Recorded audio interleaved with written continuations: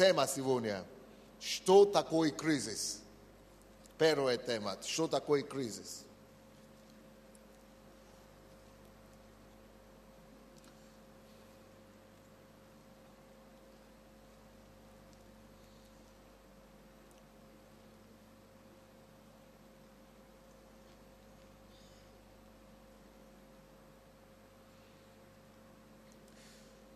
Мы все говорим о кризисе, но кризис это вообще-то, можно сказать, синоним проблемы. Так? Мы говорим о кризисе, потому что это модное слово, сейчас все говорят о кризисе. Но кризис это то же самое, как проблема. Кризис это трудности. Кризис это какие-то, то, что вещи нас. Поэтому что такое проблема? Давай лучше вот так сказать. Что такое кризис или что такое проблема? Что это такое? Что такое кризис или что такое проблема? Кризис и проблема – это мы называем проблемой ситуации или обстоятельства, которые мы не смогли предвидеть или предугадать. Обычно ситуация, когда обстоятельства какое-то выходит к нам, которые мы не предвидели, это ШП. И если это ШП, значит это кризис. Или это неустройство. Есть разные понимания кризиса. Первое, это то, что мы не предвидели. Это проблема. Это первое определение проблема. То, чего мы не могли предугадать, предвидеть. Второе, понимание кризиса. Кризис или проблема, это когда что-то происходит, ситуация, которая выходит из-под нашего контроля. Из-под нашего контроля. Или как мы говорим, правильно говорю? Из-под нашего контроля. То есть мы теряем контроль. Когда мы теряем контроль над обстоятельством, над ситуацией, мы говорим проблема, ШП. И в Украине сегодня, ой-ой-ой, какая большая ШП у некоторых сейчас. Некоторые сейчас уже политическая карьера зашла в такой ШП, такой кризис. Это начало такой кризис сейчас начинается. Нам устроили кто-то кризис, помните, в прошлом году. Устроили нам кризис, но у нас кризис длился 1 год. У некоторых этот кризис будет длиться целую жизнь. Запомните мои слова. То есть вошли в тупик. Ситуации, которые человек не может контролировать. То есть кризис это когда мы попадаем в такую ситуацию, обстоятельства, которые мы не можем контролировать. Третье понятие, проблема или кризис, это когда что-то происходит, которое мы не можем понять. Почему происходит и к чему ведет. Проблема, кризис, когда что-то происходит, когда мы не можем понять, почему это происходит и к чему это все.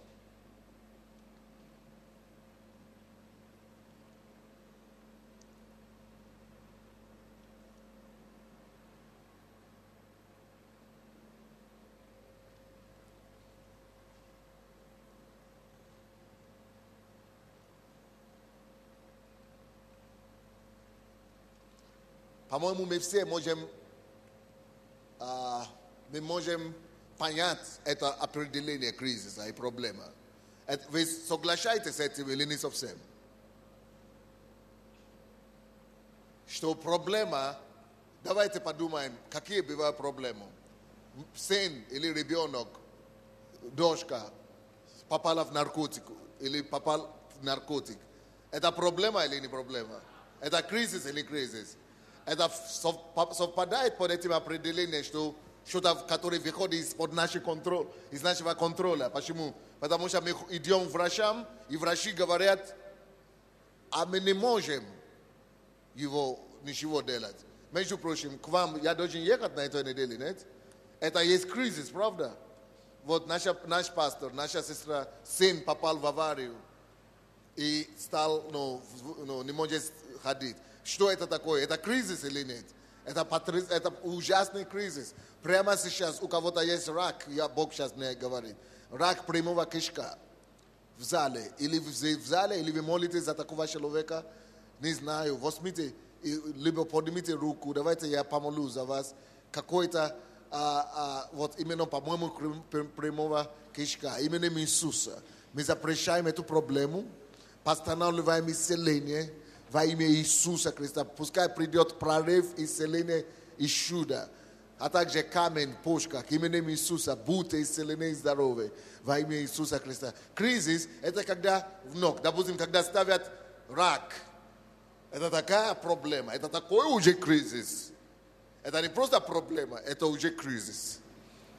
И то же самое, когда любая ситуация, когда ребенок становится наркоманом, или когда ребенок, не знаю, какие еще проблемы, в аварию попали, или машина попала в аварию, или, не знаю, или вот уголовное дело возбудили, или так кризис, или деньги пропали, или банк рухнул, или деньги не возвращают, или, суд. Все то, что мы не можем контролировать. Если бы мы могли контролировать этот суд, это наш родственник, брат, закрой это дело. Это не проблема, это легкое, это самое неприятности. Но это еще не кризис. Но когда ты не можешь ничего делать, на тебе кризис и проблема. И также, и то же самое, когда, я не знаю, что еще говорить. Дом сгорел, это кризис конкретно. То есть, что такое кризис? Проблема, трудности. Это когда первый, что мы сказали? Уже забыл, только пастор Галя помнит. Первое, это что? Не слышу.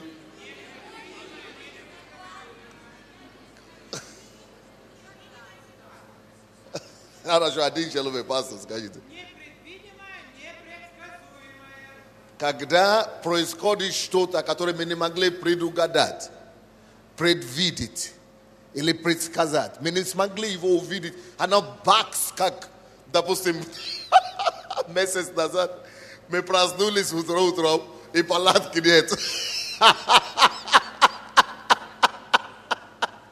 Вот это был кризис, на неделю кризис, это длился. То есть, бакс, ты не можешь его предвидеть. Ты не мог его предугадать. Что это? Как снег на голову, мы говорим. Кризис. Это когда мы... Это не что-то случилось, которое не происходит. Нет. Это просто... Почему это для нас кризис? Потому что мы не могли предувидеть. Мы не смогли предугадать. Потому что если мы могли бы предугадать, мы бы могли бы избежать.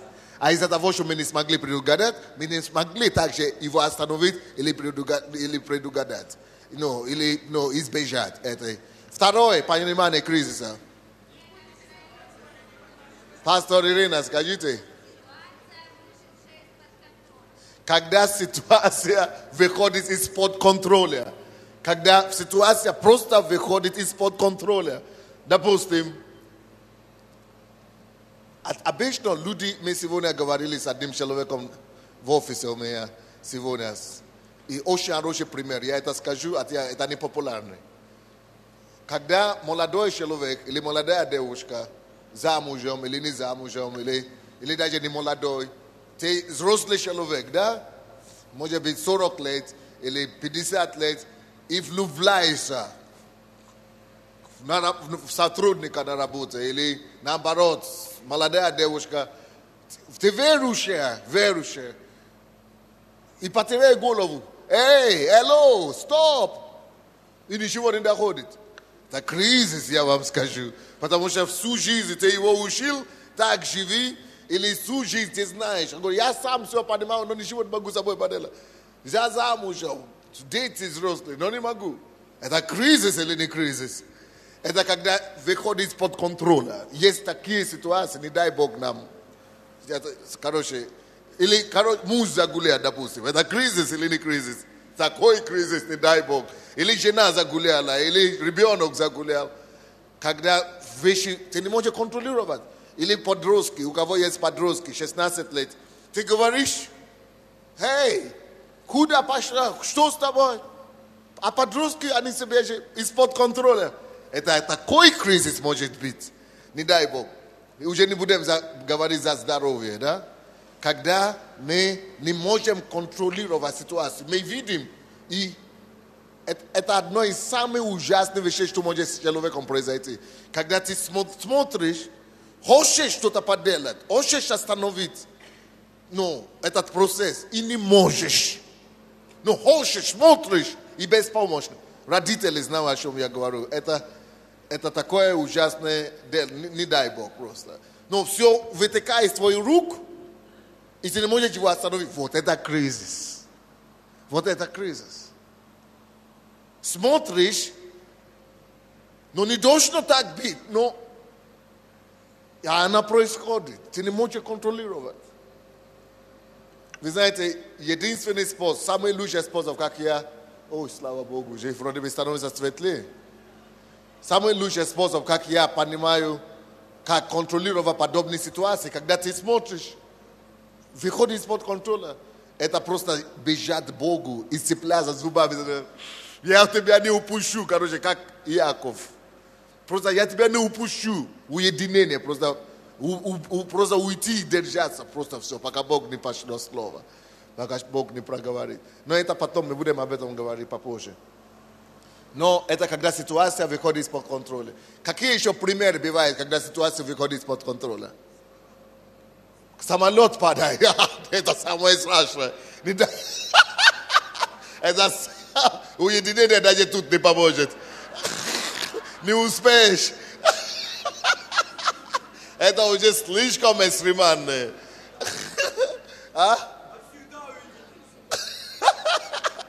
Он говорит, это ты пойдешь в уединение навсегда, когда самолет падает. Вечное уединение. Какие еще бывают ситуации, когда ситуация из-под контроля выходит? Наводнение или землетрясение, Гаити, слышали?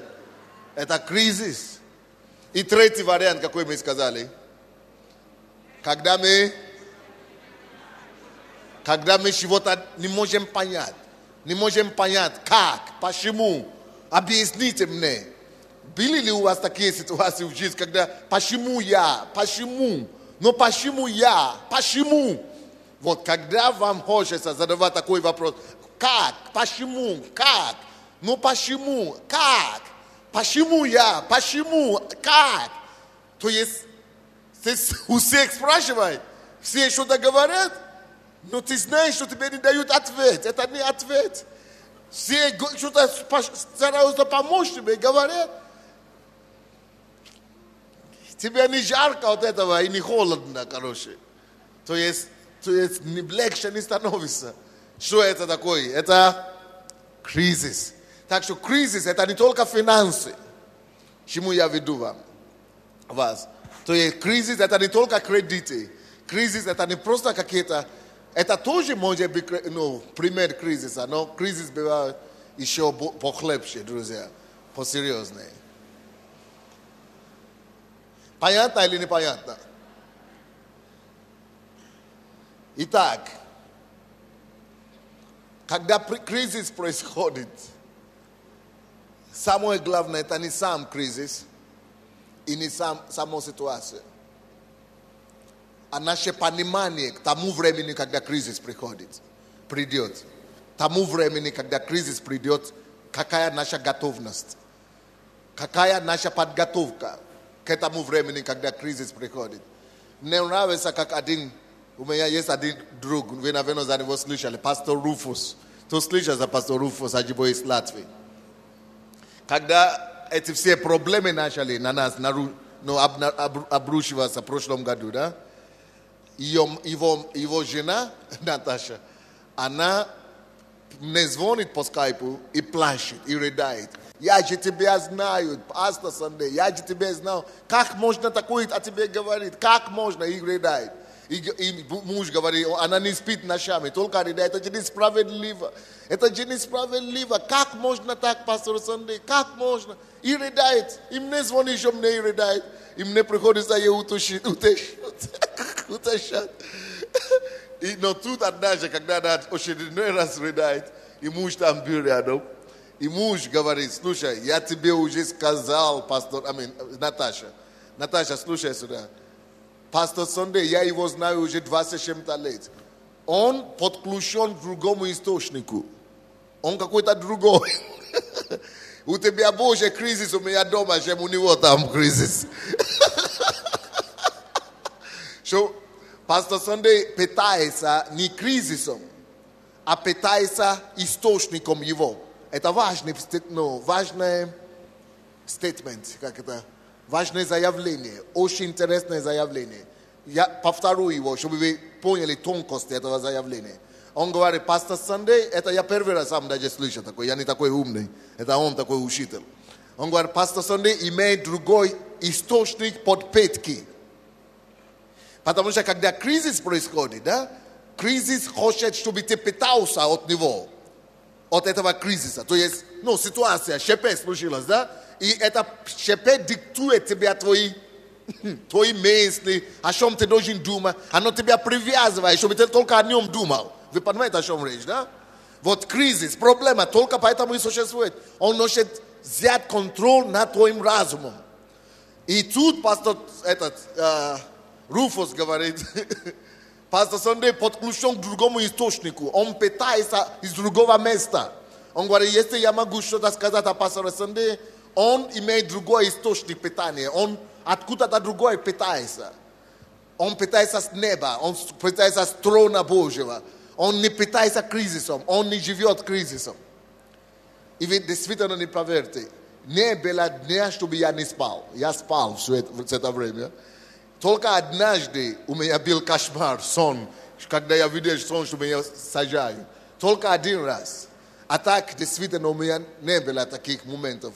То есть, были непонимание, возмущение, как люди, удивление было, как.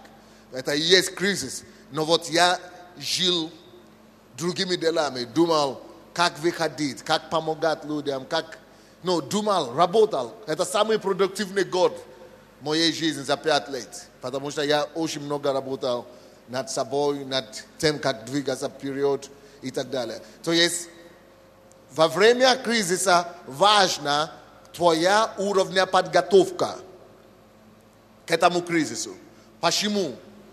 Если ты уже в духе накашен, если твой дух накашен, или какой-то, накашен, да? Накашен. Закален и накашен, если накашен твой дух, или закален твой дух, ты как скала. Это как у меня пастор Наташа мне звонила недавно и говорила, какой-то у нас пастор ушел из посольства. И она так расстроилась. И она мне говорит, это человек ушел из посольства. Мне так досадно. А я начал радоваться. Я говорю, ой, класс. Епископ тоже свидетель. Я говорю, я так счастлив. Я говорю, а мне плохо. Я мне счастлива, потому что я знаю, что если Бог допустил, чтобы этот человек ушел, значит, это самое лучшее для нас. То есть твоя подготовка, видите? Твоя подготовка. А она думает, мы же с ним, мы дружили и так далее. То есть, либо ты думаешь о ситуации, о кризисе, и питаешься этим кризисом, и тебе становится хуже, тебя достает, не можешь спать, только об этом и думаешь, говоришь, тебе тяжело. Либо ты накашен до того, и ты имеешь правильный ответ, правильная реакция, Божья реакция, ты реагируешь по-другому, потому что ты подготовлен. Но если ты не был подготовлен, кризис может убить. Допустим, один мой родственник, вот только что мне звонили из дома, принцесса, умер, она слышала об этом, месяц назад. Родственник умер, женщина одна. Как она умерла? Женщина. Ей пришли, сказали, что ее сын одалживал деньги, большие суммы денег у человека и не мог отдать. И этот человек, который он должен, взял газ. По-английски тоже газ, да? По-русски тоже газ, да? Газ, вот такие, которые съедают человека. Это газ, мы говорим. Химия, да? Кислота, да? Кислота, да. Взял кислоту и облил его. Просто лицом. И это единственный ее сын. Ей 58 лет. Когда она это услышала, что единственного сына облили кислотой, и она думает, что он умер. А он кома еще был, он еще не умер. Он реанимации еще был. Она просто говорит, да, мой Саша, 30 лет, Саша, как это так? Облили кислотой, как это? Она сказала так 3 раза, упала на смерть. То есть сердце не выдержало. Почему? Потому что подготовки не было. Да? Не просто к этому кризису, но вообще к любому ситуации в жизни. Наша подготовка определяет нашу реакцию на кризис. Следующее, что важно, когда кризис приходит. Второе, это то, что я уже сказал раньше. Подпитка у нас откуда? Либо мы подкрепляемся и питаемся с неба, свыше этого кризиса. Почему? Потому что Иоанна, Евангелие от Иоанна, 3 глава, 31 стих написано, тот, кто идет свыше, выше все. Идущий свыше, выше все. Если ты подключен к небу, ты всегда идешь свыше. И раз ты идешь свыше, ты выше обстоятельств, ты выше кризиса, ты выше трудностей, ты подключен к небу, ты идущий свыше, оттуда свыше, он выше всех проблем, выше всех обстоятельств, выше всех неустройства. И почему? Потому что он питается свыше. И так и написано, что он говорит не по земному, он не говорит как земной, он говорит по небесному. Это то, что пастор Руфус тогда говорил. Что пастор Сандей питается с другого места, другого источника. С трона Божьего он питается, он не питается источником. Он не питается кризисом. Но что происходит часто? Когда кризис приходит, этот кризис диктует нас своим ритм жизни, свой темп, свои условия. И начинает давить, что мысли наши только об этом кризисе, только этим мы живем. Вот. Если мы будем жить кризисом, кризис поглотит. И кризис может раздавить и уничтожить так, что мало не покажется. Но, к сожалению, многие даже из нас, у нас даже не кризисы, какие-то неустройства где-то или какие-то проблемы мелкие, и мы уже живем, это ой. И это разрушается здоровье, это влияет на все и так далее. Почему? Потому что мы не к тому подключены. Почему я и говорю, что самое лучшее, что я вижу, как источник избежания кризиса, это уединение. Потому что когда ты в уединении, тебе не до тебя, ты перед Богом, ты питаешься небом, ты подключен к небу, и ты идет выше, свыше, а тот, кто идет выше, выше все. Итак, 2 вещи важны. Ваша подготовка до кризиса. Почему это важно, наша подготовка до кризиса? И о том, откуда мы питаемся. Эти 2 вещи важны, потому что кризис придет ко всему, ко всем. Нет человека на земле, который не будет переживать кризис. Нет такого человека. Кризис, эта жизнь так построена. Кризис будет по-любому. То ли муж уйдет, или жена уйдет, или ребенок будет непослушный, или подростки тебя предадут, или сам у тебя будет кризис, ты влюбишься в кого-то, и ты говоришь, что со мной творится? Я же такой, я же не хочу. У тебя кризис ко всем придет, или деньги потеряешь, или что-то еще произойдет. Кризис будет со всеми. Вы слушаете меня или нет? Кризис будет у всех в жизни. Это я раньше думал, что это просто, если мы верующие, это наивность такая была. Я думал, если мы верующие, Бог сам все берет. Никогда в жизни. Даже у Иисуса Бог не собрал кризис. Иисус пришел к Богу и говорит, Господи, если это Твоя воля, собери у меня этот кризис. Это ужас, он говорит, чашу эту. Он назвал его чашу, но мы понимаем, что это кризис. Но даже сам Бог говорит, что дорогой сын мой возлюбленный, я тебя люблю, но вот твой кризис тебе придется эту чашу впить. И мы все, нам надо проходить свои кризисы. Поэтому самая большая ошибка, которую можно совершить человеку на этой земле, это смеяться над кем-то, когда он проходит свой кризис. Это самая большая ошибка, которая может быть.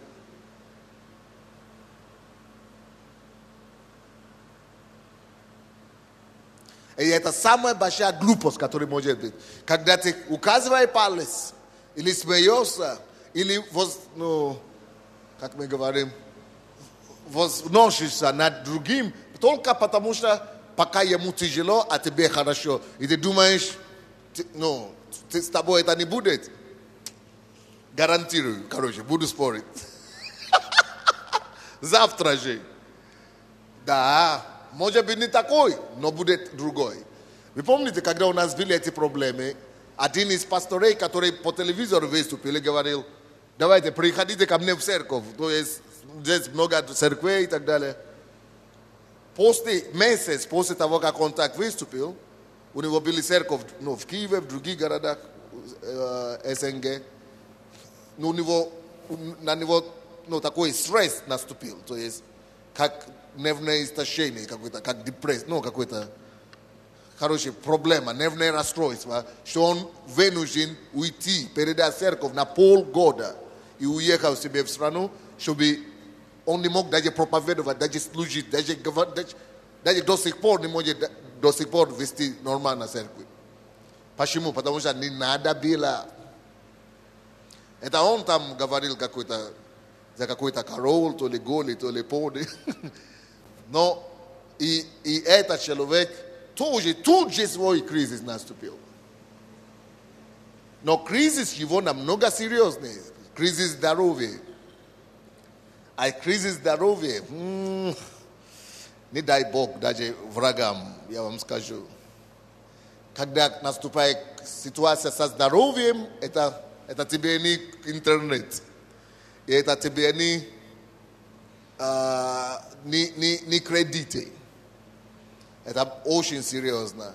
И почему я говорю, что ко всем придут кризис? То ли это личного плана, чувства, эмоций, которые тебя подводят, а иногда подводят, я вам скажу. То ли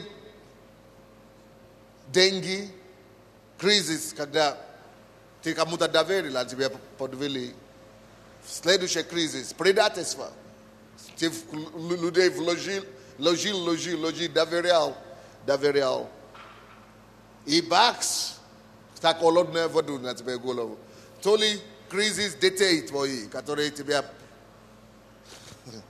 предают. Вот недавно человек, который очень любил, служил возле меня, бакс влюбляется, неверующего человека. Я говорю, эй, стоп. Тряси, что угодно сделать. Это кризис для любого родителя или любого пастора. Что, ты воспитывал людей, воспитывал и крыша едет. То есть кризис по-разному бывает. И одно не лучше другое. Поэтому кризису нужно, то есть в кризисе, вернее, большая ошибка смеяться над кем-то. Поэтому даже Библия говорит, даже если твой враг падает, никогда не злорадствуй в это время. Никогда не радуйся этим. Наоборот, поддержи. Даже если он голоден, дай ему кушать. Если даже он халкой, дай ему пить. Когда кризис, надо забить все вражду, надо забивать все несогласия. Когда кризис, надо забивать все неустройства. И надо дать людям помощь. Одна сестра ко мне подошла и говорит, что одна из наших лидеров политической гонки эти, что Бог показал сон, что когда это все закончится, еще прибежит за помощью в церкви, что дайте мне пить. Не надо сказать, что нас так поступили с нами, значит мы тоже будем радоваться. Никогда в жизни. Потому что кризис придет тоже к вам. Рано или поздно, хотите этого или нет. Поэтому это самая большая ошибка в кризисе. или когда кризис с другими людьми происходит. Ну что ж, но еще раз мы говорим, что кризис – это когда мы не можем контролировать ситуацию, когда ситуация выходит из-под нашего контроля. Единственное, что хорошо в этом, есть хорошее в этом, правда. Когда мы теряем контроль над ситуацией, это значит, Бог показывает нам, что, оказывается, мы с вами не боги. Слушай, спросите у всех, любой, кто попал когда-нибудь в кризис, вам точно это скажет, что, короче, я понял свое истинное место. И это нужно, потому что если не будет эти кризисы, порой мы будем думать, что это я сам контролер, я сам себе Бог, я сам себе король, я сам себе Бог, что мне кто-то скажет. Что мне кто-то скажет. Я сам себе Бог, я сам себе Бог. Бог хочет дать нам понять, что нет, мы не в контроле, Он в контроле. Это первый плюс кризиса. Второй. Всякий раз, когда мы теряем контроль, кризис, это когда ты не можешь контролировать, все валится вокруг. Второй плюс в кризисе. Когда человек теряет контроль, не забудь, что в это время он в контроле. Он в контроле. И если осознать это, понять это, что он в контроле, тогда у меня нет проблем. Я знаю, что в конце концов будет только он его контроль победит. Следующий плюс кризиса. Мы говорим, что кризис это когда непредвиденные обстоятельства, непредвиденные ситуации. Когда все непредвидено, и ты даже не знаешь, как это все закончится. Плюс кризиса в том, что ты можешь успокоиться в том, что Он не только предвидел, но Он знает конец, потому что Он альфа и омега. Ты можешь утешиться в том, что Он альфа и омега. Что Он альфа и омега. Он альфа и омега. Он начало и Он конец. И Он конец. Он знает, чем это закончится. Следующий плюс в кризисе это то, что ты можешь успокоиться в том, что когда ты не понимаешь, потому что в кризис это когда мы говорим, как? Я не понимаю, почему я? Ну почему я? Почему это должно со мной произойти? Почему я не понимаю? Ну как? Ты можешь успокоиться в том, что Он понимает. Он понимает. И в нем, в уединении с Ним, всегда ты можешь найти ответ. И следующий, последний плюс кризиса, который я хочу сказать, это то, что, друзья мои, можно успокоиться в том, что написано, что мы не все умрем, но все изменимся. В этой жизни все меняется. Нету постоянного положения в жизни. Nothing is permanent in life. Нет ничего постоянного, статичного, что оно будет вечно. То есть все изменится в этом мире. Все изменится. То есть ситуация сложная, которая проходит, изменится. Оно временное, все временное. Вот лучше вот так сказать. Все временное. И этот кризис тоже пройдет, как и все до него прошли. И этот пройдет. Давайте мы все скажем, и это пройдет. Что бы вы ни проходили сегодня, и это пройдет, друзья мои. И это пройдет. Вы знаете, я помню, когда мне было, это уже для молодежи, по откровению. Может быть, кто-то проходит такой тест сейчас. Потому что, вы знаете, мне было 20 let do 25 let. Даже до 30 лет. Я уже женился и так далее. Я был не женат, и даже после женитьбы. У меня были постоянные наезды, искушения. Представьте себе, ты молодой человек, не женат, может быть, некрасивый, но такой активный, вызывающий, можно так сказать. И бросает на себе внимание, и все лепятся к тебе. Мало того, что к тебе лепятся, ты сам лепишься, когда надо, когда не надо.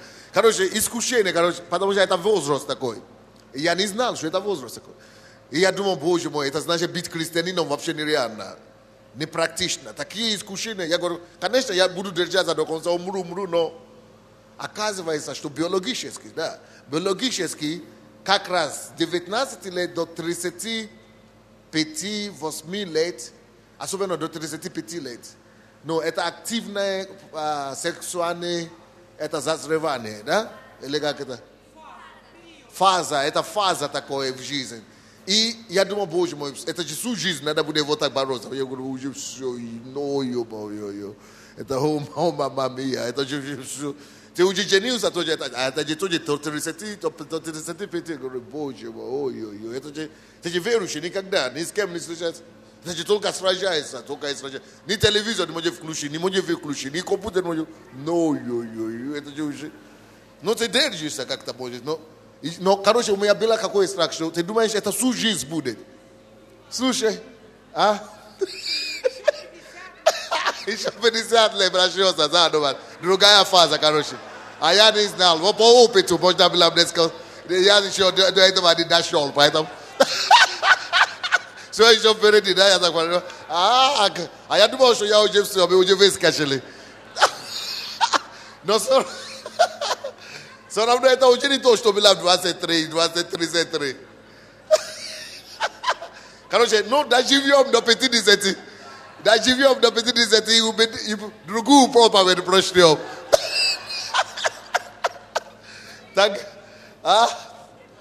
Тогда другую проповедь прочтем. Но ничего. Оказывается, это фаза. Поэтому, девушки, мальчики, если вы как раз проходите эту фазу, и думаете, боже мой, это же всю жизнь. Может быть, ничего, это тоже пройдет. А к чему я говорю, что все меняется в этой жизни? Все проходит. И это еще один плюс-минус.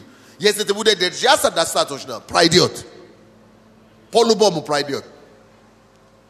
Пройдет это дело.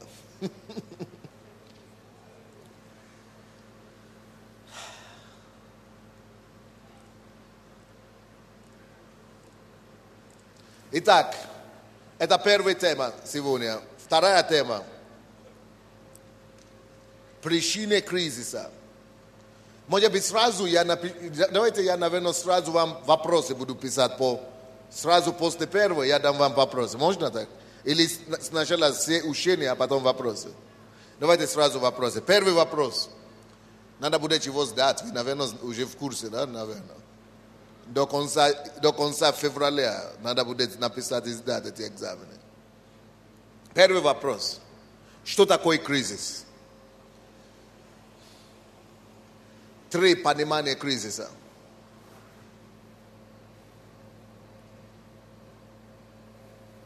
Второй вопрос.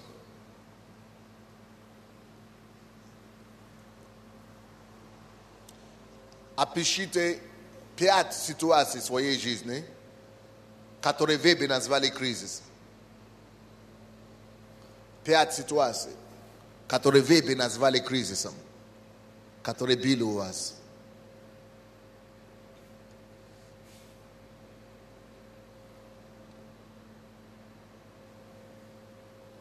Которые били. Следующий вопрос. Подготовка. Какая роль играет подготовка в кризисе? Какая роль или какую роль играет подготовка? Какую роль играет подготовка в кризисе?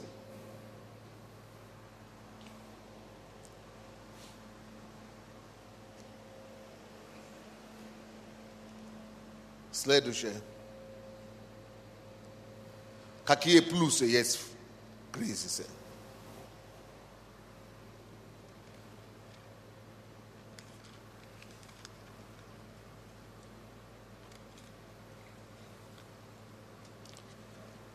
Давайте мы пока сделаем пожертвование. Господи, в имя Иисуса, благословите пожертвование во имя Иисуса Христа.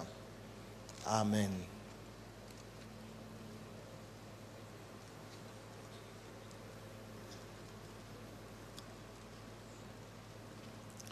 Следующая тема.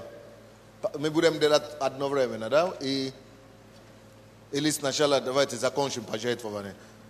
Пока мы делаем пожертвование, пускай кто-то подойдет, пожалуйста, и скажет нам, что бы хотел что-то поделиться на этой теме. Кто бы что-то хотел сказать. Кому это помогло. Кто считает, что это ему помогло, вот это слово.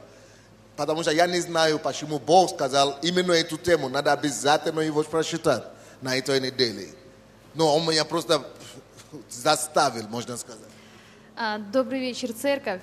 Прошлый год для нас в семье был действительно серьезный очень кризис.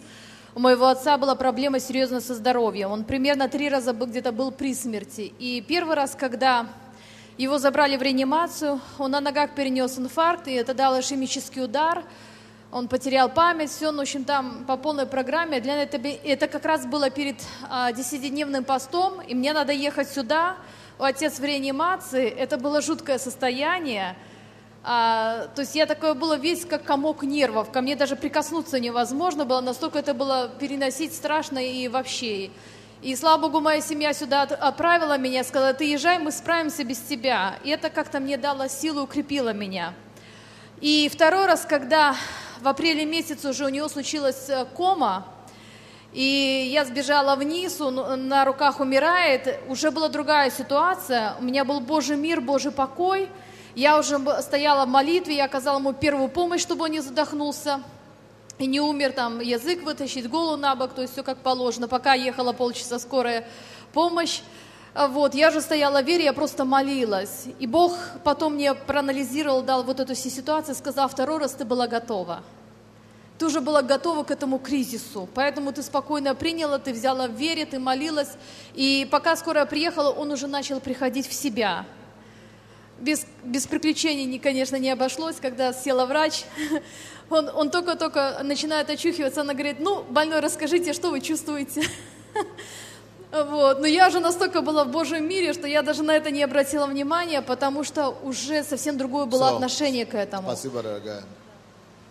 Ну, я хочу сказать, что, конечно, спасибо Господу, спасибо церкви, что ты действительно, когда ты готов, то дьявол не может тебя разбить в этих трудных ситуациях, когда приходит какой-то кризис в твою жизнь.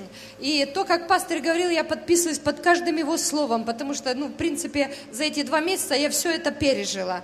И я вам хочу сказать, что этот кризис, он тебя втягивает в это, он заставляет тебя этим жить, он тебя как бы отделяет от того, чем ты занимался, и втягивает сюда. И я просто поняла уже, что, это становится, просто отводит меня от главного, хотя, другого выхода у меня нет, как ухаживать за сыном, который лежит. Но вы знаете, что каждую ночь я... Это же не 17-летний. Да, это, 30-летний. И вы знаете, что каждую ночь у меня была ночная молитва, потому что он не спит ночами. И вы знаете, Бог мне дал слово одно. Я так благодарна Богу. Если вы помните, как царь Давид, он переносил ковчег. Иосия, он дотронулся до ковчега, и он умер. И Давид, будучи царем, будучи таким поклонником, он очень огорчился, почему Бог так сделал. И что произошло с ним тогда? Он взял и сказал, у него страх, он сказал: нет, я не буду теперь ковчег нести в свой город, я его отдам в другой город. И 3 месяца он был там, и Бог благословил потом этот город и того человека, дом того человека. И Бог мне говорит: не смотри на обстоятельства, не смотри на трудности, не бойся ничего, иди вперед и не сдавайся. И вы знаете, когда ты закален, быстрее. когда ты закален и когда ты подготовлен, то я знаю, ситуация пройдет, я знаю, что все будет хорошо, и я знаю, что это пройдет. Да, и это пройдет. Я записала такими буквами большими. Я знаю, победа будет. Значит, для чего-то нужно стать сильнее в этой ситуации. Все, спасибо Аминь. вам. Спасибо. Туда. Церковь, добрый вечер. Вот так как пастор говорил про ситуацию, так и я могу подтвердить. Я попросил пастора помолиться о моем бизнесе, чтобы все было благополучно, и поехал домой. Домой я повез в церкви невесту, показать своим родственникам. Но родственники категорически против, не подходит такая невеста. Значит, Кризис. А что с ней? Кризис. Это кризис точно? Да? Кризис. Понял. А я думал, я им повез вторую невесту в церковь. Пока я возил вторую, первую они спрятали в больницу. Приезжаю домой, милиция меня поднимает с постели. Где твоя невеста? А я говорю, а вы же забрали их в больницу? Нет, говорит, она убежала. Покажи личико второй невесты. Показал вторую. Вы же не многоженством занимаетесь. Меня дразнит Ибрагим Бек. Значит, я в мусульманской стране родился. Это нормально для мусульман. Вот. И что самое интересное... Не, я не понял. Одну невесту привел, родственникам не подошла. Он привел вторую, Да, но это первая еще была в больнице. но она не подошла, он от нее отказался. Я не отказывался. Ее украли. Он не отказался. Родственники украли, дали мне деньги, пока я пошел на базар, они ее украли, в больницу завезли. Не, короче, не об этом. Это, конечно... Я же закончил мысль. Ну, пастор помолился о бизнесе. Значит, милиция в прошлом году меня 10 раз связала, и работник КГБ. Значит, сейчас милиция разрешила заниматься бизнесом от Жмеринки до Фастова. А как вас зовут? Руслан. Ну, брат Руслан, конечно, интересное Милиция свидетельство. Ну, Потому что для подытожить можно что? него Пастор это... помолился, пошло на пользу. Милиция с меня сняла контроль. Разрешила заниматься бизнесом. Вторую невесту я отдал другому брату на контроль. И прихожу сюда слушать эти лекции. Вы этим свидетельством так возбуждаете ревность у братьев наших, что многие захотели в мусульманской той же стране родиться. Но это в христианство не идет. Но, брат, говорят, такой ученик. Но, в принципе, брат Руслан из Стефани вышел. Бог его освободил уже все. Поэтому теперь можно возить невест. Да, но ничего. И это пройдет. И первая жена пройдет, и вторая пройдет, и третья невеста. Причем и кому подарил пройдет.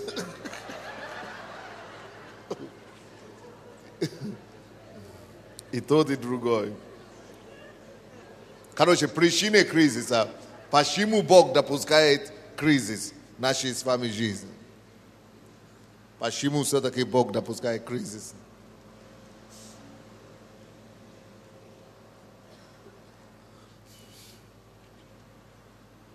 Конечно, можно тысяч причин найти, почему Бог допускает кризис. И в каждой ситуации разное, можно сказать. Разные ситуации, разные причины. Бог знает, что происходит в сердце каждого человека. У одного не похоже на другого. Но есть есть общие такие знаменатели, общие причины, почему Бог может допускать. И почему часто, это принцип, Он будет допускать кризис. Готовьтесь. Главная причина, почему Бог допускает кризис, одним словом, это когда Бог видит, что люди, свой народ, или его люди, попадают под одним словом. Ты можешь догадаться, какое это слово. Одна причина, почему Бог допускает кризис, это комфорт. Комфорт.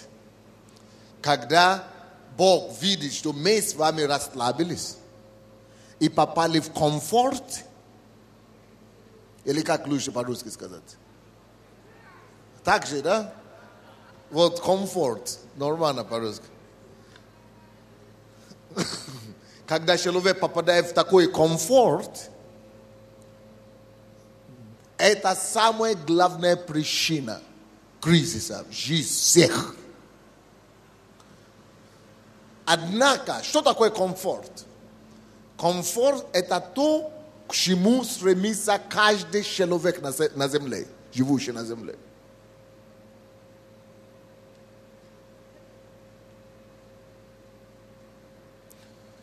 Обманываясь и обманчиво думая, что комфорт – это верх удовольствия, что это стремление, к чему-то можно стремиться, что это верх, это все, это знак благополучия, состоятельности. И мы думаем, когда у меня будет и то, и другое, и третье, и четвертое, и пятое, тогда у меня все будет хорошо, тогда я начну жить. Как только у вас появятся эти все вещи, начинается деградация. Комфорт – это не цель существования на земле.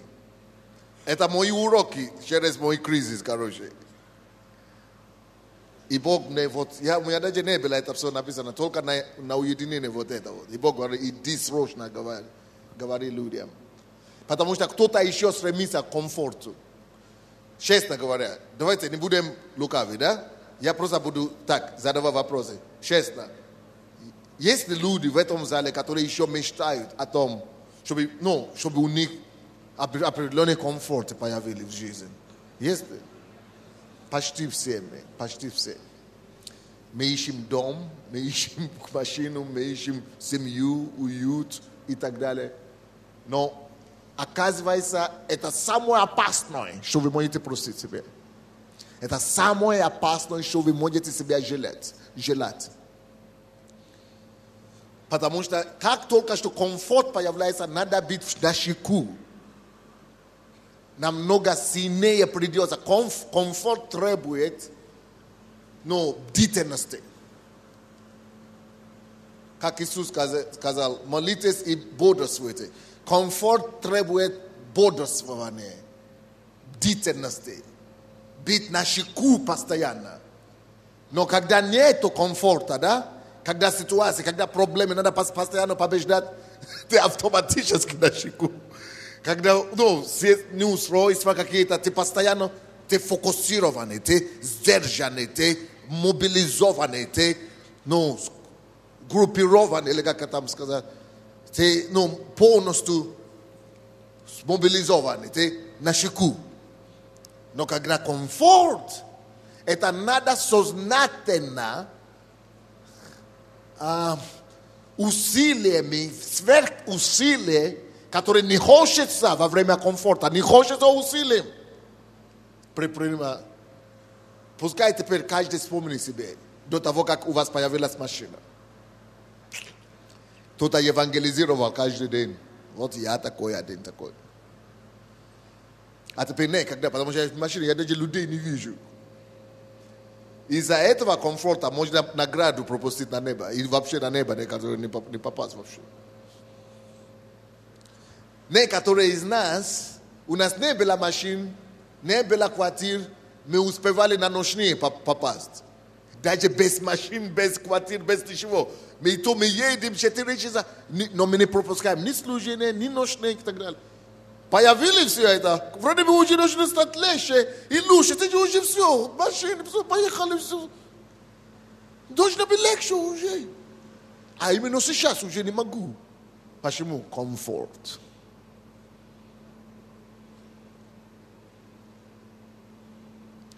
Поэтому до того, как мечтать о комфорте, думай и поставь вокруг себя ограждение. Ограждение. То есть, не физические ограждения, какие-то ограждения, или какое-то другое слово, давайте подумаем. Рамки. Подумайте себе рамки. Вот слушай слово. Ограничения, рамки, ограничения. Допустим, поставьте, я по себе скажу, что я буду давать Богу десятину каждый день. 2,5 часа я должен молиться. Или читать Библию, или что-то с Богом делать. То есть умру и так далее. Это как закон. Раз в неделю я должен поститься, допустим. Раз в месяц я должен делать уединение. Хотя бы один день в неделю я должен делать ночное. У себя в дома или в церкви. То есть какой-то должен быть рамки. Какие-то должны быть рамки. Если не поставить рамки,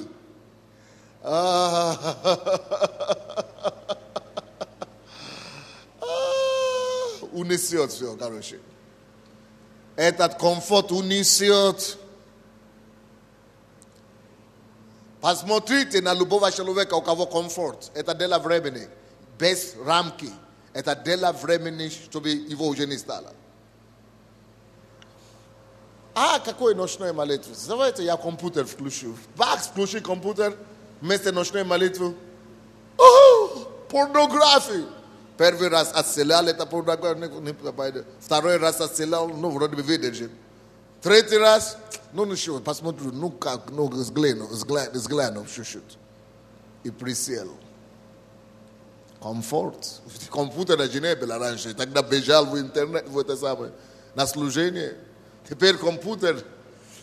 Комфорт.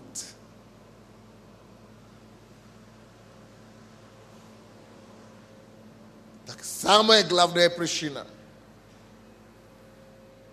Почему Бог допускает твой кризис? Почему? Хорошо, как тогда объяснить, что проблемы в семье то же самое? Как объяснить, что ребенок умирает? Потому что ты влюбился в этого ребенка. Вместо того, чтобы влюбиться в того, кто его дал тебе. Потому что ребенок появился. И уже никогда к Богу не служить, не служение. Почему? Потому что никогда мы ухаживаем за ребенка.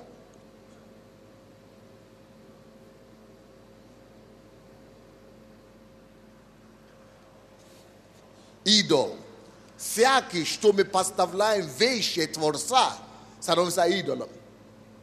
Все, не только жену, допустим, который ты поставил на пьедестале, вещи всего, я живу ради семьи, я живу ради, ты самое, именно она тебе будет гадать, или что-то плохое делать, или какой-то шкоду какую-то приносить, неприятности. Или мужа, который ты поставил под это самое, это он тебя нанесет такую рану, такую травму, больше, чем все, которые ты даже и не думал.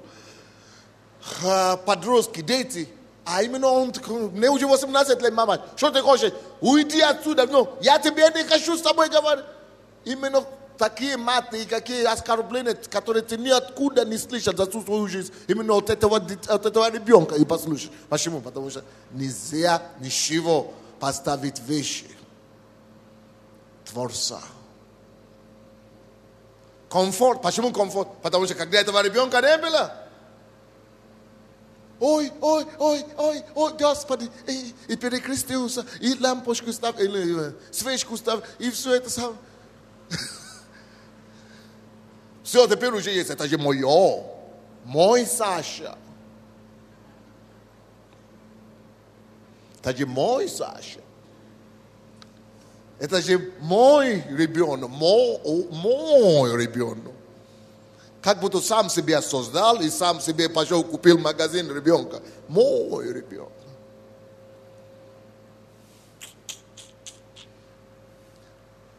Во всем. Финансовый кризис, который у нас был только что в нашей церкви. Вы что вы думаете? Вы думаете, что это дело обошлось без комфорта? Такой уже жирный такой комфорт, такой жирный комфорт, такой жирный, прямо блестит.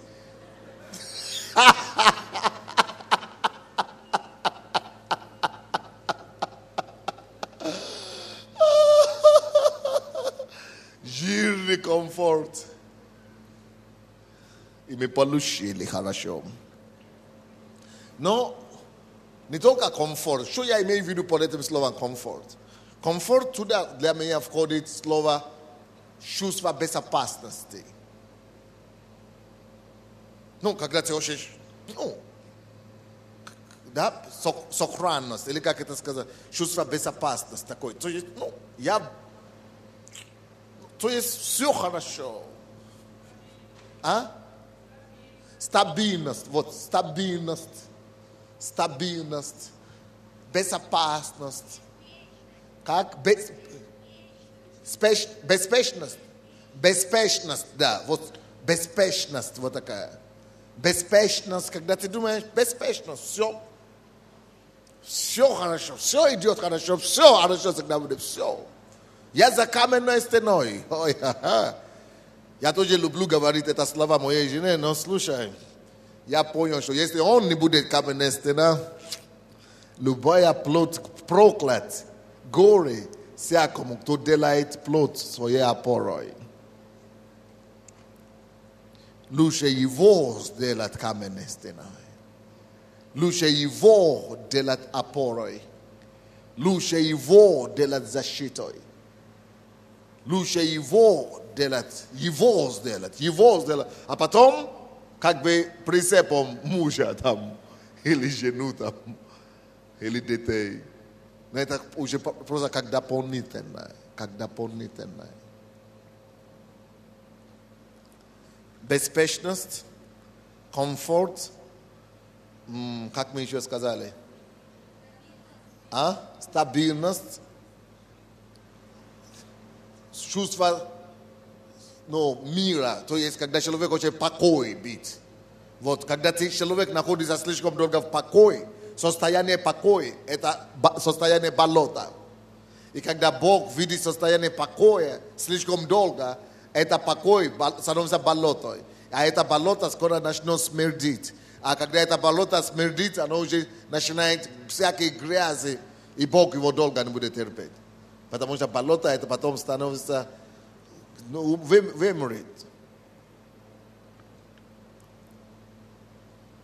Вообще-то, вот эта беспечность, стабильность, комфорт, о котором мы все мечтаем, давайте я вам скажу так. Это иллюзия, его нет. Нет. Потому что что мы подразумеваем под комфортом? Это когда я живу в состоянии, когда у меня все есть, и при этом у меня проблем нет.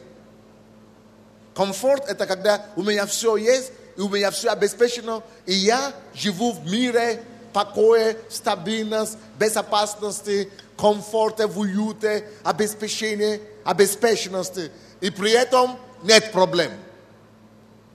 Понимаете, никто вам не скажет правду, но я вам скажу, нету его. Есть такое понятие, как мираж. Кто так говорит, когда я выйду замуж, тогда это у меня появится. Вот, тогда у меня его появится. Вот, тогда он у меня появится. Ха-ха-ха, привет. Спроси у тех, которые выходили до тебя.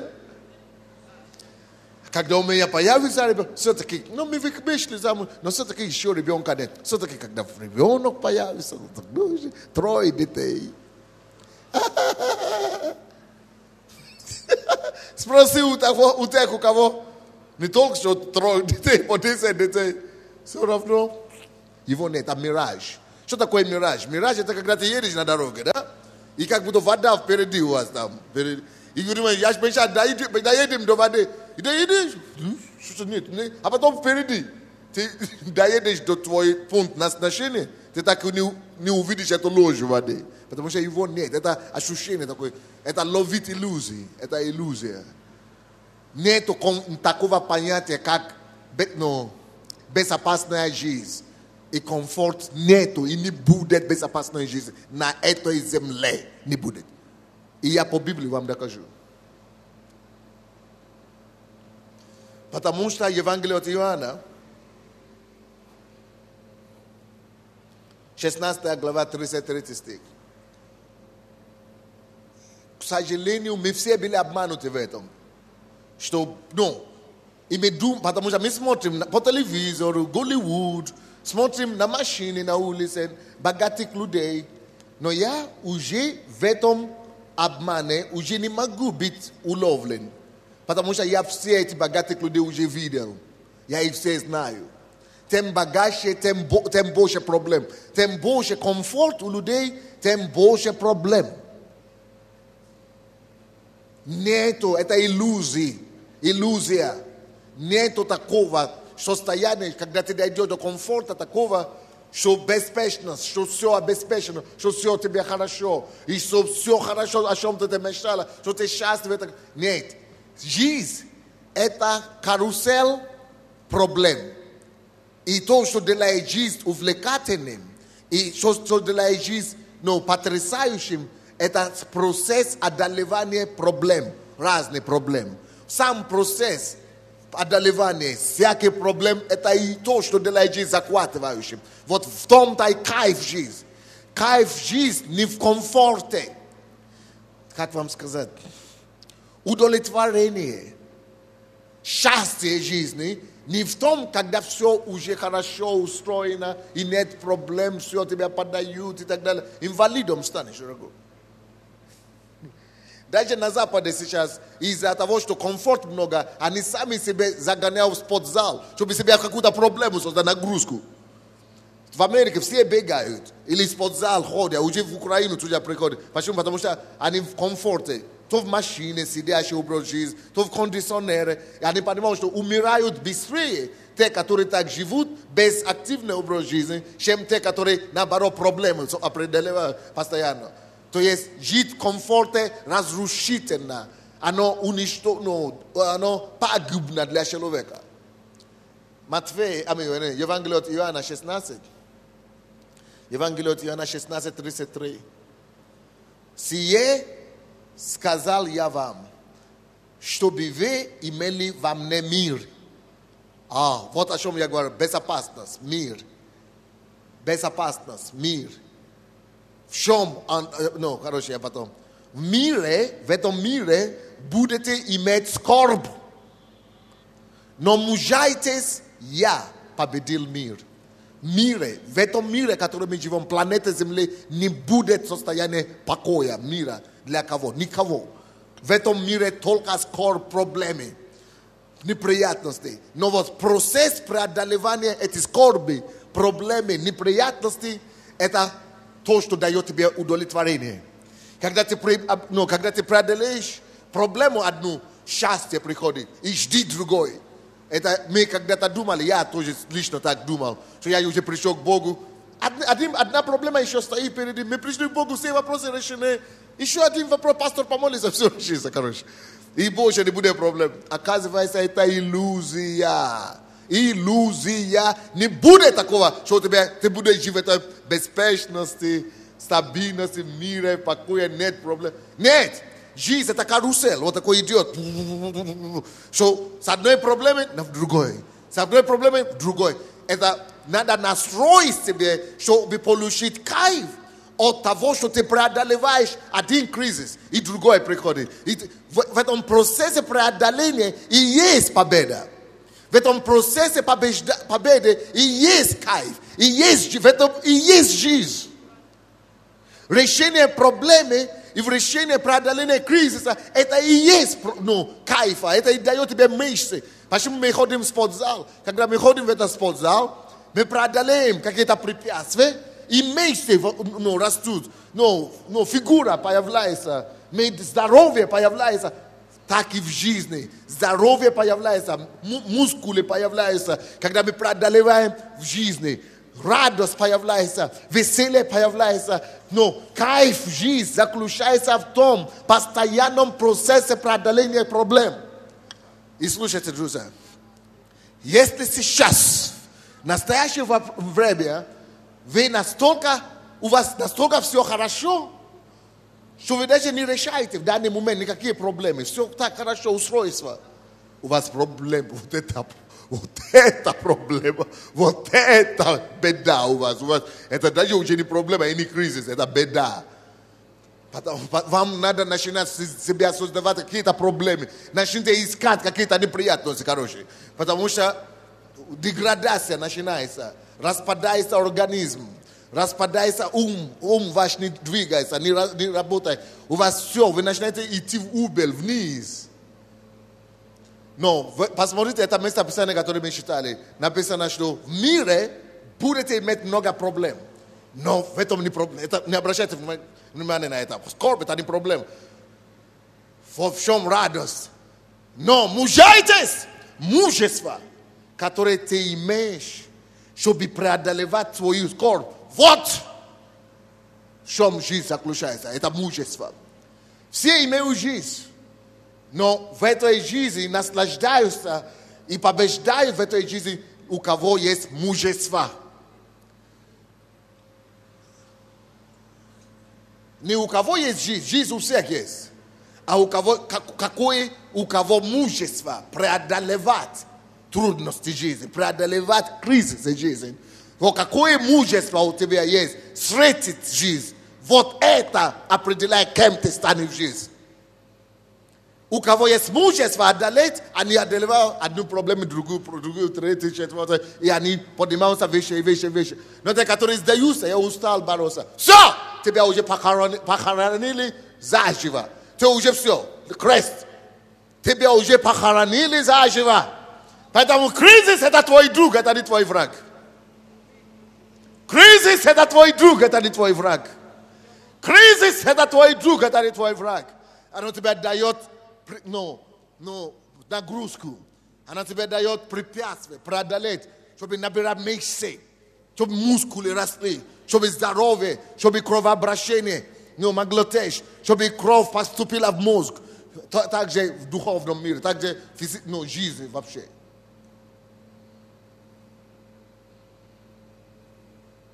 Но комфорт, лежащий образ жизни с утра до вечера, беда пришла. Все, ты уже все, ты уже... Когда человек лежит в постели 3 месяца, не дай Бог еще и 6 месяцев, что-то выходит, вода, как это называется? Железы. Пролежи выходит. Пролежги выходит.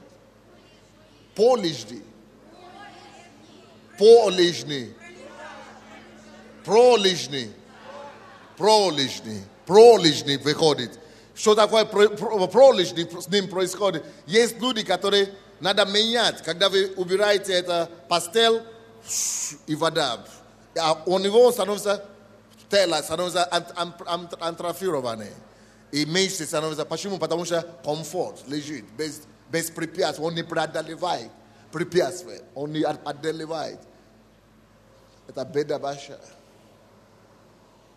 Не дай Бог нам такая жизнь. Поэтому, если вы ищете комфорт, вот что вы ищете. Пролежни ищете. Вы пролежни ищете. Но Иисус также говорит там, мужайтесь, ибо я победил мир. Он победил мир. Мир только в Иисусе. Он говорит, вы будете иметь во мне мир. В нем только есть мир. В этом мире комфорт, самый лучший комфорт, только в Иисусе Христе.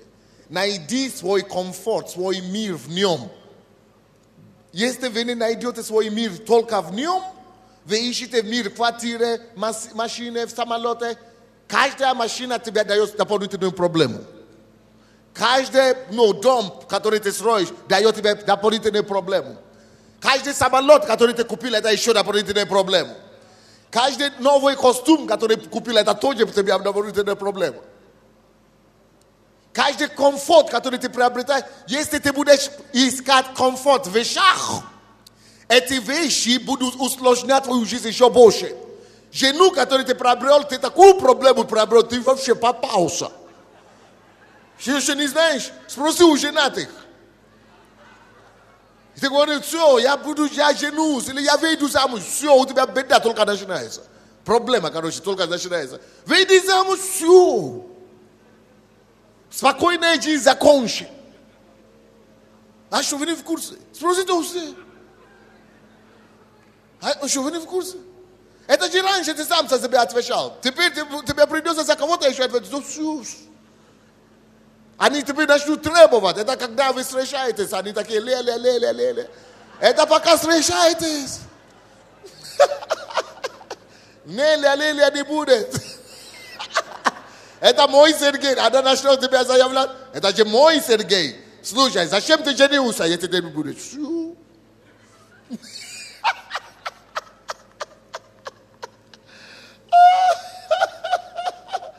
Комфорт нельзя искать в вещах. Только в нем, короче. Только в нем. Сие сказал я вам, чтобы вы имели во мне...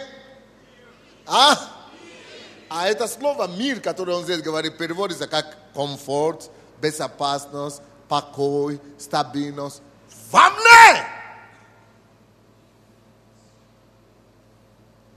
Комфорт – это не вещь физический, это не географический. Потому что некоторые говорят, что комфорт – это в Америке на улице, я перееду и все. А мы там уже были. Мы уже туда ездили. И уже посмотрели на них. Потому что уже возвращаются. А те, которые в Израиль переехали, о Боже, земля святая, земля, все начинается, только там начинается святая жизнь, веселая жизнь начинается. Караул, короче. Потому что комфорт это не географическое понятие. Комфорт это не физическое понятие. Вот. Комфорт в личности находится. Безопасность в личности. Я говорю вам об этом, чтобы вы имели комфорт. Чтобы вы имели мир. Здесь, во мне. Что это обозначает? Если я во Христе имею мир, уже не важно, что со мной приходит землетрясение или потоп, я в нем. Мой мир в нем.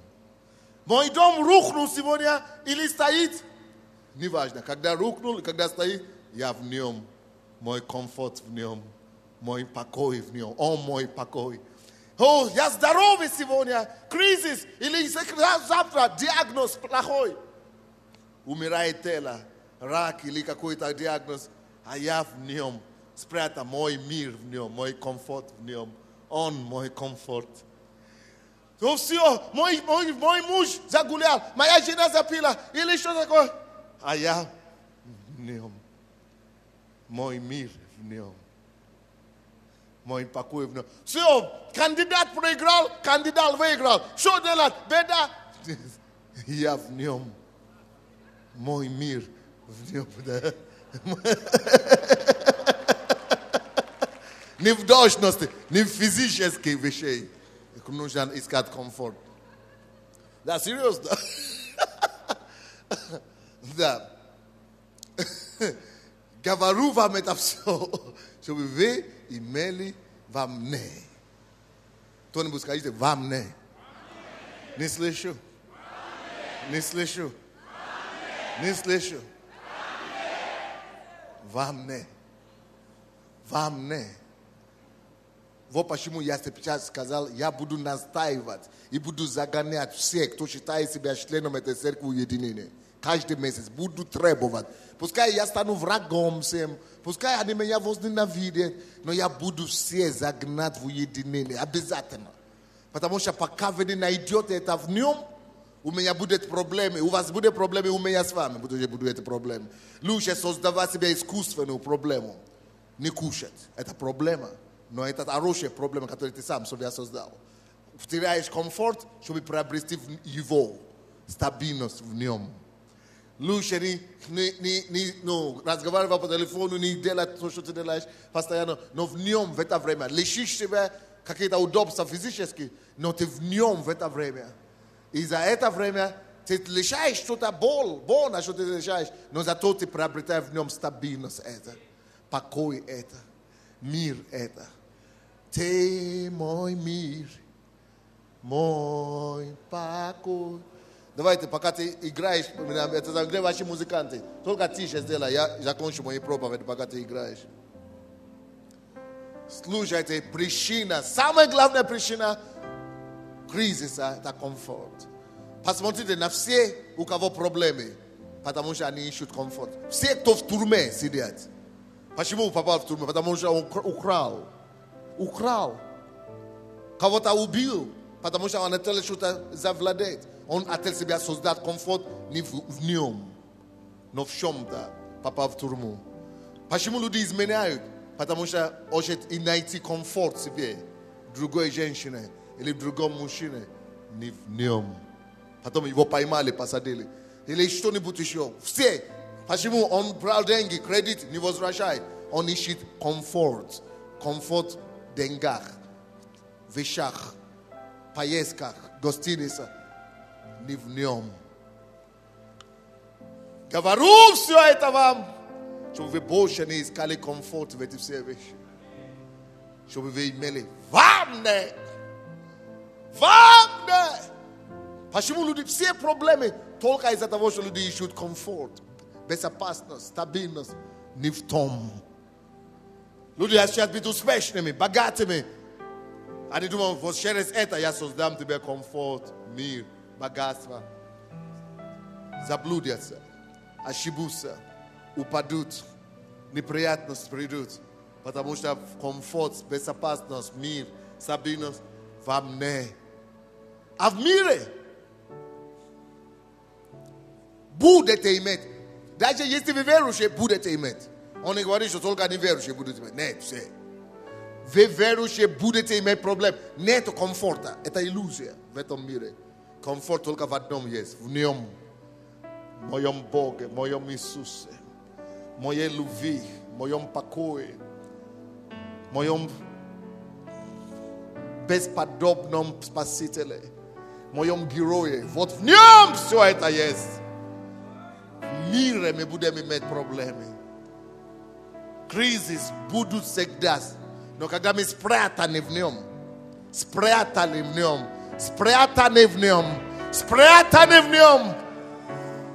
при кризис нам уже не опасно.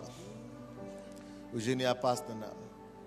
Псалом 22, 4 или 5 написано: когда вы будете проходить через долины смертной тени, я буду с вами. Если ты в нем, он будет с тобой. Он не говорит, что ты не пройдешь, будешь проходить. Но он будет с нами. Он не обещает нам, что не будет кризис. Он говорит, будет. Бог гарантирует нам кризис.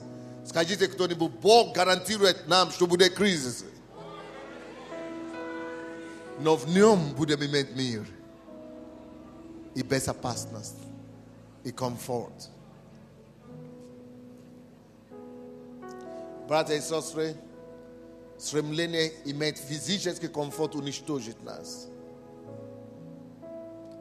Поэтому Иисус, Евреям 5 глава 8 стих, написано, он навык, он научился послушанию через те вещи, которые он претерпел. Мы должны физически воплотить, всегда будем претерпевать какие-то неприятности. Даже Иисус научился послушанию, навык послушанию, теми вещами, которые он претерпел.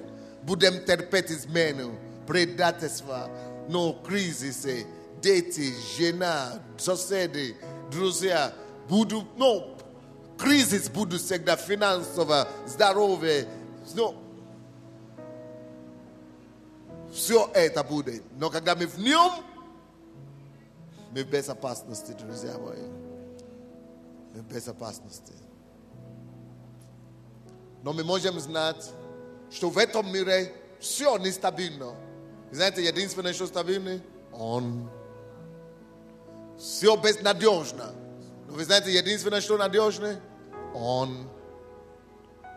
В нем. В нем. Ты не эту песню играешь. Ты мой мир. Вот так играй, вот ты мой мир.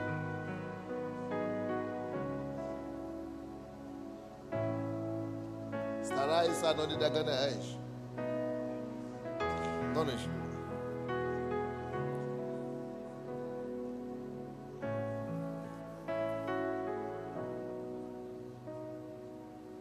Почему комфорт опасный для нас? Комфорт остановитель прогресса. Комфорт тормозит прогресс. Тормозит прогресс. Потому что когда у тебя комфорт, ты уже не стремишься достичь чего-то, ты уже достиг. Поэтому комфорт, как мы говорим, стопор, да, прогресса или тормоз прогресса. Комфорт, тормоз прогресса. Тормоз. Потому что у тебя уже комфорт. Зачем стремиться? Но когда у тебя нет, ты стремишься. Комфорт опасно. Он тебя не позволяет стремиться. Он останавливает тебя. И прогресс невозможен там, где комфорт. Поэтому не ищите Божий комфорт в вещах, церковь. Я вас умоляю. Это причина кризиса. И если Бог любит человека, Он посылает ему кризис, чтобы его вывести. Чтобы его вывести. Вы знаете, я не закончу, я понял, что я его так и не закончу, я его закончу завтра. Почему кризис и как мы должны реагировать?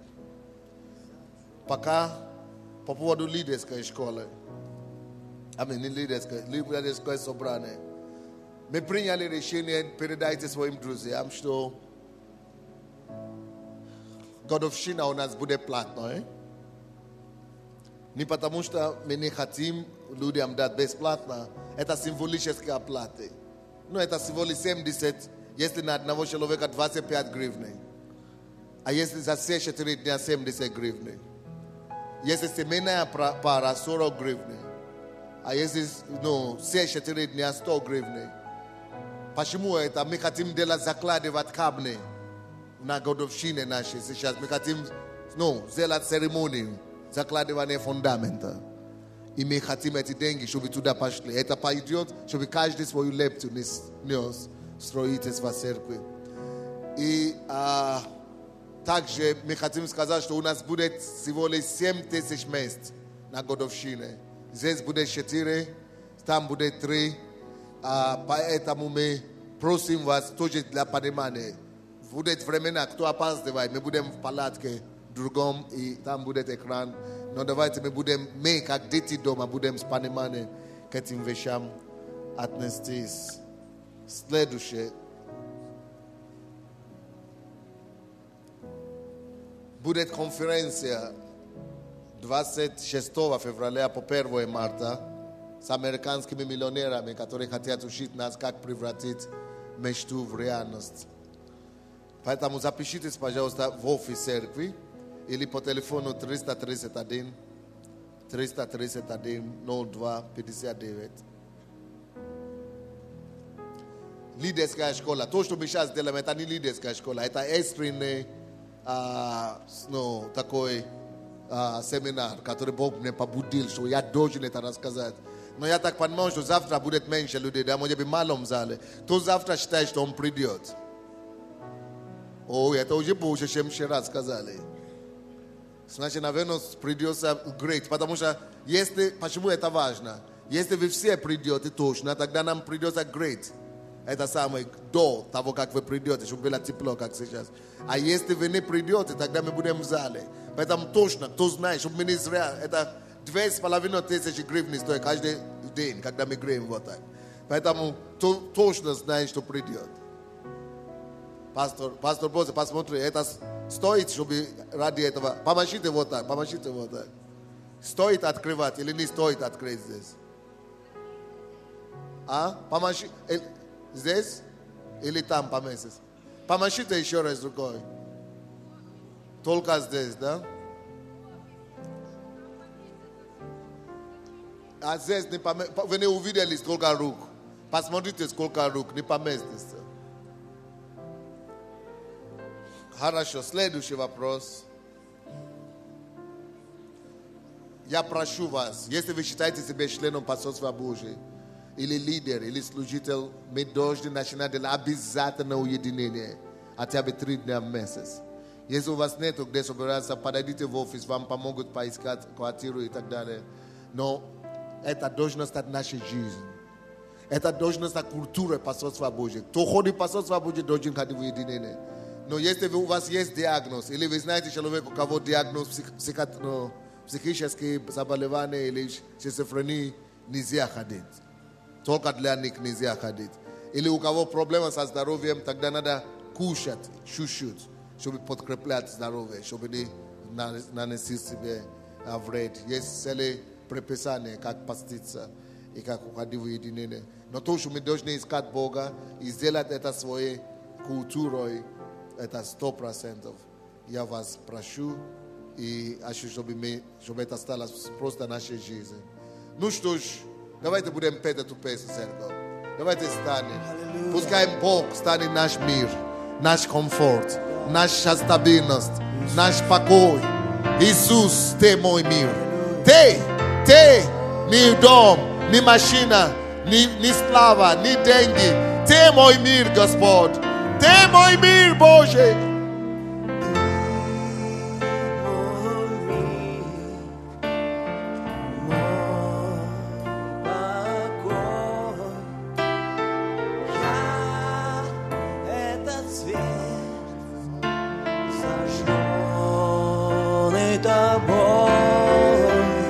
Счастье мое, радость моя, о, мой Господь, люблю я Тебя, Ты мой мир, мой покой. Я этот свет зажженный тобой, счастье мое. Давайте с осознанием позовем Его, что Твой мое счастье, Господь. Ты мой покой, Господь. Боже, не ищу покой в вещах. Боже, не ищу счастье в вещах, Боже. Ты будь моим миром, Боже.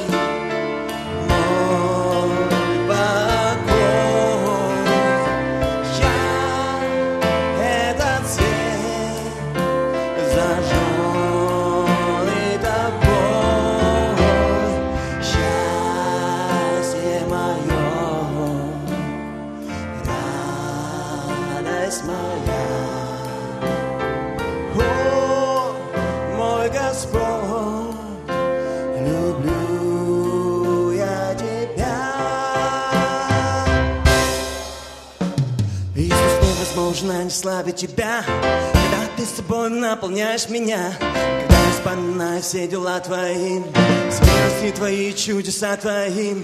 Иисус, невозможно не славить Тебя, когда Ты собой наполняешь меня, когда я вспоминаю все дела Твои, смерти Твои, чудеса Твои. Славлю, славлю, славлю Тебя, день ото дня, ночью и днем, ищу Тебя, мой Бог. Славлю Тебя, день ото дня, ночью и днем, ищу Тебя, мой Бог. Аллилуйя, славлю Тебя, день ото дня, ночью и днем, ищу Тебя, мой Бог. Славлю Тебя, день ото дня, ночью и днем, ищу Тебя, мой Бог.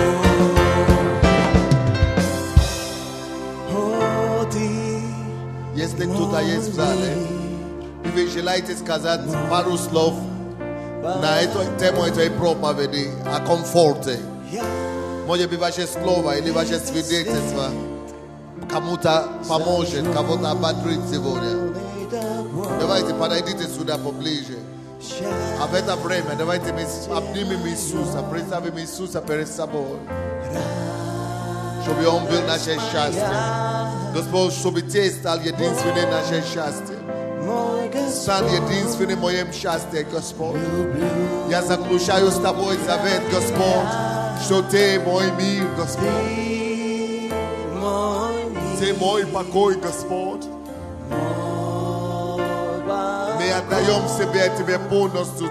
Пускай ни успех, ни должность, ни деньги, ни семья, ни имение, чтобы ничего не стало нашим миром и счастьем.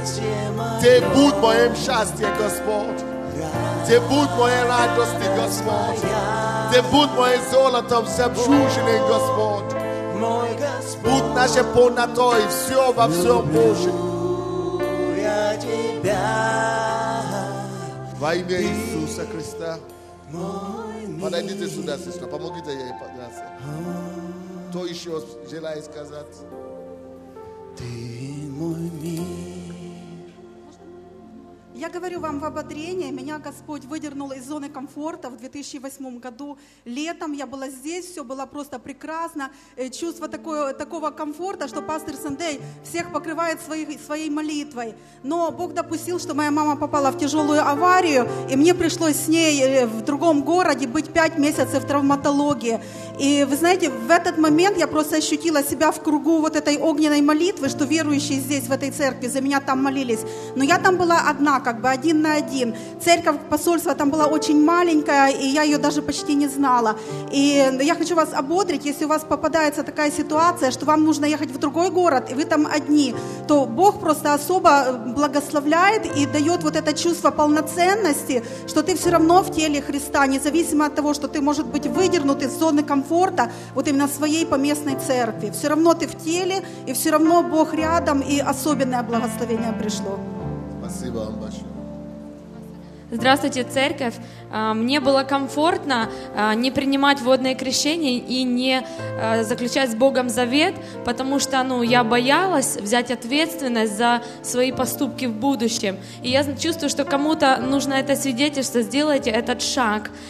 Подойдите к Иисусу и возьмите Его за руку, чтобы просто небеса и земля они были свидетелями вашей верности Богу. И второй момент, очень яркое свидетельство. Для меня было комфортным просто утром долго спать, и рано я не могла просыпаться. Мне, это невыносимо было просто. И когда я поняла, что ради моего Иисуса я могу чем-то пожертвовать, и это будет самое больное мое место, а ну-ка я рискну и это сделаю. И теперь Бог дал силы, и я могу просыпаться по утрам и общаться с Иисусом. Бог делает чудеса. Сделайте шаг навстречу Богу вашему. Молодец, дорогая. Добрый вечер, церковь. Когда я жил с родителями, у меня на самом деле не было нужды ни в чем. Я до 18 лет, они меня обеспечили всем. Они давали деньги. У меня не было потребности учиться. Я просто не хотел, потому что знал, что папа, мама дадут мне. И когда я приехал в Киев в 19 лет сам, я понял, что я вообще не умею вообще деньги зарабатывать. Я начал, начал что-то делать, и потом как-то возникла такая мысль, а почему я не умею? Потому что я потом понял, что вот этот кризис, который у меня наступил, он начал меня толкать, чтобы я что-то делал. И я благодарен пастору Сандею, который нас учит трудолюбию. И я благодарен этой теме, она вообще мне еще больше просветила, что надо искать для себя проблемы даже в спорте, заниматься спортом больше, потому что я люблю спорт. И когда я приехал сюда, я расслабился тоже, перестал заниматься. А это на здоровье очень сильно оказывает влияние. Так что надо трудиться всегда. Господь, это серьезное слово. Мы даже не понимаем, насколько это серьезно. И я прошу Тебя, Господь, помоги нам не искать внешней комфорте, мира, стабильность, безопасность. Помоги нам, Господь, найти Тебя и сделать себя своим комфортом, своим миром, своим покоем, своей безопасностью, своей стабильностью. Господь, стань всем для нас. Мы просим Тебя, дай нам эту силу и благодать во имя Иисуса Христа, чтобы мы могли преодолевать эти проблемы и эти кризисы. Вопросы будем сегодня обсуждать или завтра? Завтра. Все, будьте благословены с Богом.